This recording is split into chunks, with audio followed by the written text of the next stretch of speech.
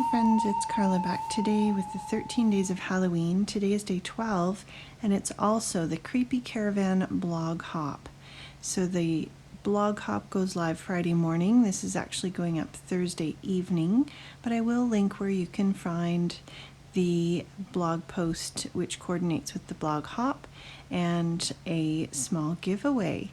So here today we're making a fun shadow box using a dollar store wooden box. It's shaped like a little house, and these are super cheap to buy and very simple and fun to decorate.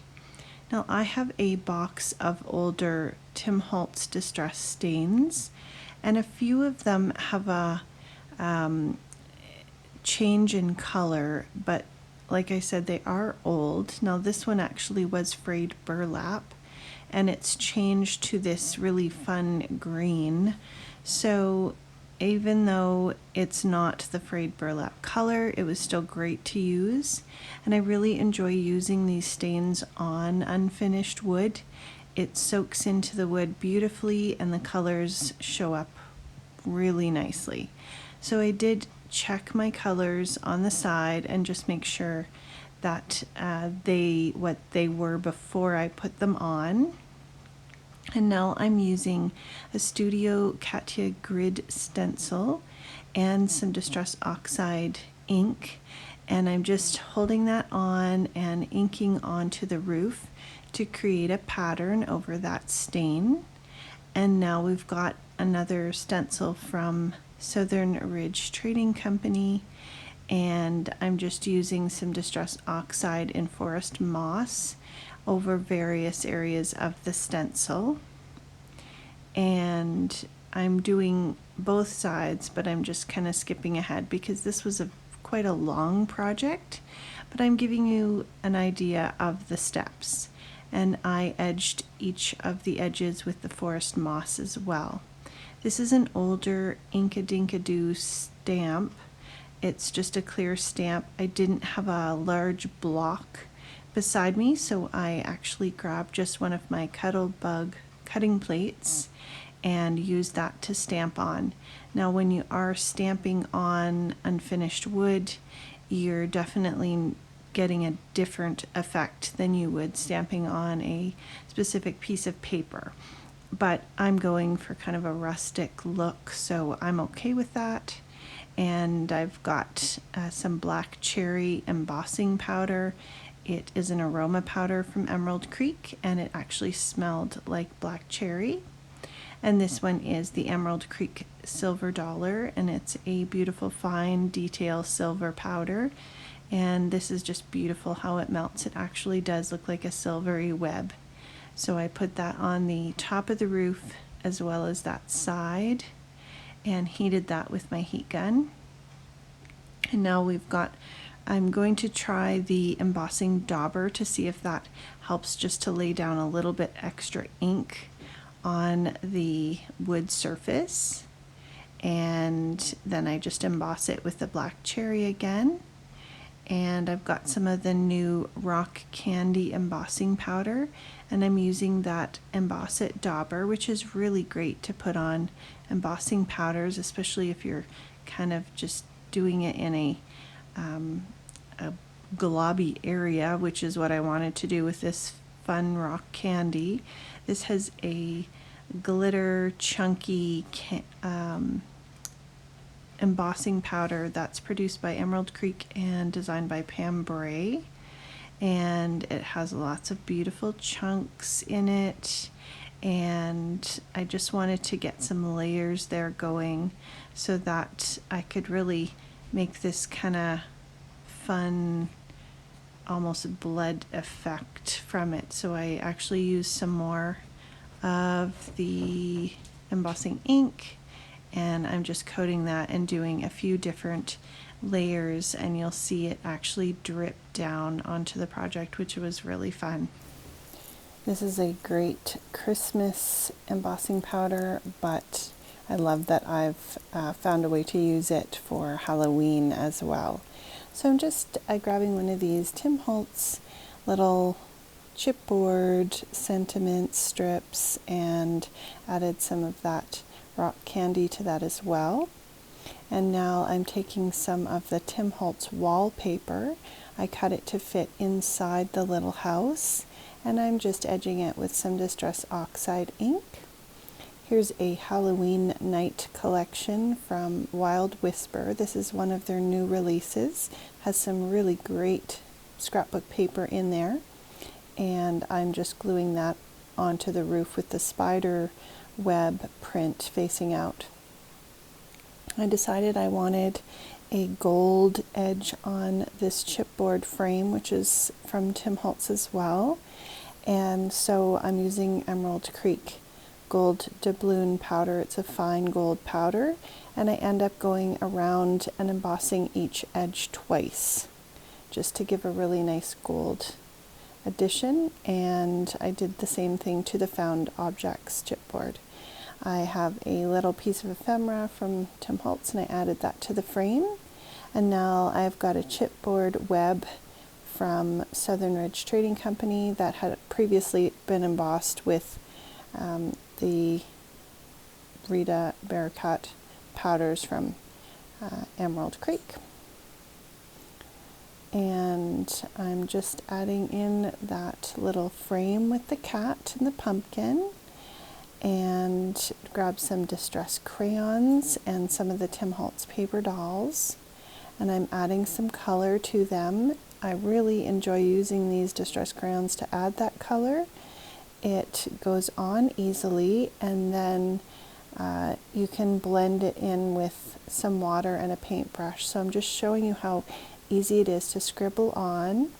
The Distress or the paper dolls have a little bit of a slick coating on the front, so you're easily able to move the Distress crayons around, and when they dry, they're going to be dried on there completely, but while they are still wet, you can move them around, and they really have a light, almost translucent effect to them, which is really great for this black and white image. It just gives the look of an image that's been colorized slightly, and just very cool.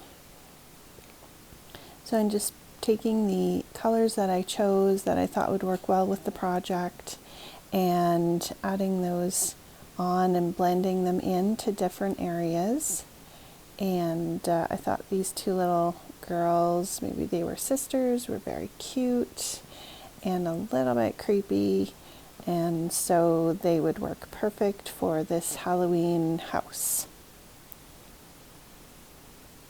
So I just keep wiping my paintbrush off in between blending in each color so I don't contaminate the next color. And then I've got a little bit of spun sugar, and I'm just adding that to the cheeks to give them some rosy little cheeks. And I'm drying it a little bit with the heat gun because I don't want them to smudge. I'm doing the same thing to this girl. She is very cool and looks like she's wearing a little costume here. So I'm just really roughly going in and adding that color. So you can see it doesn't take long to color these. And I'm not being, super picky. I'm just blending them to the point where there's some shading and some highlights. And then I can go back and do the orange part just to give it a little more shading around the edges. I grabbed some stickles, and I'm going to add some stickles to her little pom-poms in green, and it's like a sparkly purple. I think stickles are always fun, and they last forever, and they just give a really cool sparkly effect.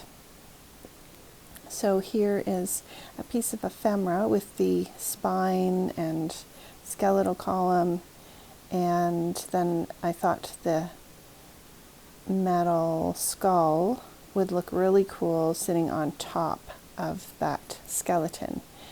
Any kind of matte medium or gloss medium holds stuff on really well, and I just pressed it on and kind of let it dry, even though I'm fast forwarding it here, and I add some stickles in for the eyes to give him a kind of cool, creepy effect. This artificial eyes are one of the Tim Holtz ephemera. It's a larger size, and I added the color into the eyeballs with the distress crayons, and I just cut some paper to fit on the back. It has a really neat wood effect on one side, so I thought that would be the outside, and you'll be able to see the eyeball paper inside. The little poison is from the Tim Holtz ephemera, and I'm just adding little elements inside the house. And I've popped the pumpkin, which is from Simple Stories Vintage Halloween, as well as these two little girls. I popped those up with foam dots, added another little label above the frame, and added a little pumpkin sticker with a foam dot, and it looks like she's carrying the pumpkin. This was a really cool little curtain and a really neat effect to put on the outside of that house. So just by layering these things and gluing some onto the outside, you get just a really cool dimension to this. This is the back of the spiderweb paper from Wild Whisper, and it has some really neat little jars with insects and certain things in them, so I'm adding some glossy accents. And now I've grabbed the distress stains again, and I'm adding these to Bristol cardstock and just doing a bit of a mixed media background so that I can stamp over top of it. So I added those three colors there, misted it with water. I'm going to dry it a bit, and then I'm going to mist it with two of the, these are the summer palette, the orange and the yellow, Mustard Seed and Rusty Hinge from Tim Holtz Distress Oxide Sprays. And so I misted those, and then I laid them on the craft mat to kind of smush them in, and then as I dry them a bit, I keep dipping them in, and this really adds layers of this beautiful color, and the oxidation with the water that we dripped on just looks so cool. This is a beautiful stamp from Studio Katya. It's Autumn Borders, and I wanted to add these pumpkins to the outside of the house. And I just went around with some Copic markers, very loosely adding a little bit of shading to the pumpkins and apples there. Really love this stamp set. The owl is from Tim Holtz ephemera pack, and now we've got this clippings, stickers, so we're adding some words that are really cool. They're not necessarily Halloween, but I thought they went along with the Halloween theme. And we've got some sequins, of course, two from Studio Katya and one from Wild Whisper, which is put together by Spiegelmum Scraps. And I just add them on with some of the gloss medium, and this dries clear, and you don't end up seeing any of that white glue, and it holds the sequins on very nicely. So I just kind of mix those up. And here's a look at the inside. I've got a light so I can show you everything inside. I love that you really have to look at everything and see all the little details that are added in there and the layers. This was so fun to make, and I've really enjoyed sharing this with you. I hope you'll check out the blog post on Friday morning. There is a bunch of very creative ladies who are sharing some very creepy and cool, spooky Halloween projects. And I will link my blog post below where you can follow along on the hop and just enjoy some Halloween inspiration. Thanks so much for stopping by. I would love for you to like and subscribe and hit that notification bell.